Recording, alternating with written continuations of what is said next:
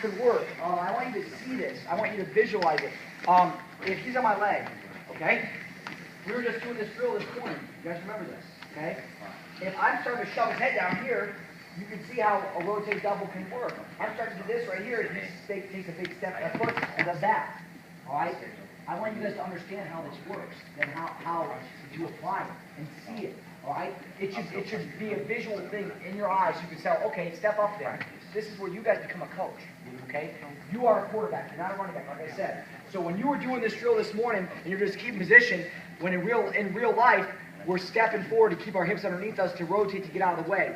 Basically, when I sprawl, he's not going to stay underneath me. He's going to get out of the way. All right? Let's do this shot to finish now. The hard part about this is timing. You and your partner, you got to have a good timing relationship with each other. If I shoot and he sprawls after I get to the leg, it's too late. If he sprawls before I get to the leg, that's too late. In real life, it doesn't work like that. There's a timing to when a guy sprawls when you take a shot. You've all felt it. Okay? I'm going to shoot, he's going to sprawl, all right?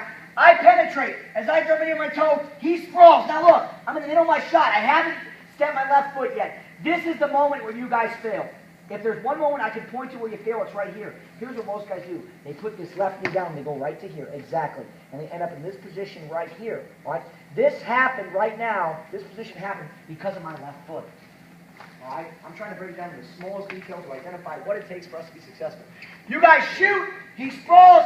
You go down to two knees, and this happens right here. Okay? Now, from this position, you're trying to crawl your knees forward and step up. My left foot has to step up. As I penetrate, my knee goes on my toe. He sprawls. I step. Despite his sprawl, despite the downward pressure, this foot has to step up because look what it does.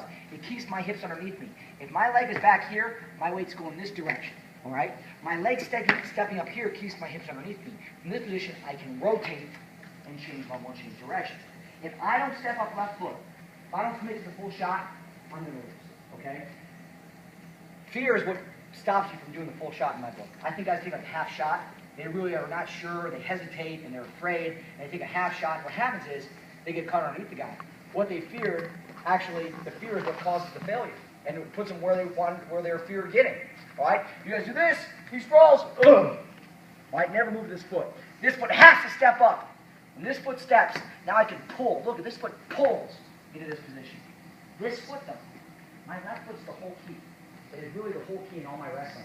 From a defensive perspective, I want to give you an idea from a defensive perspective. If I was doing defense, my goal is to get that left foot. I shove his head down, deep tight waist, I square up and sprawl. This left foot's what I want on defense.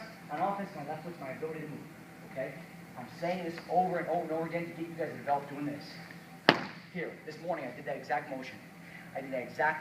This morning when we were doing the drill where we were brawling, we were stepping up, keeping our knee underneath us, using this left foot here to move, right? To get to our feet. Same thing here. My left foot has to step up big. That causes me here, gives me the ability to rotate, all right?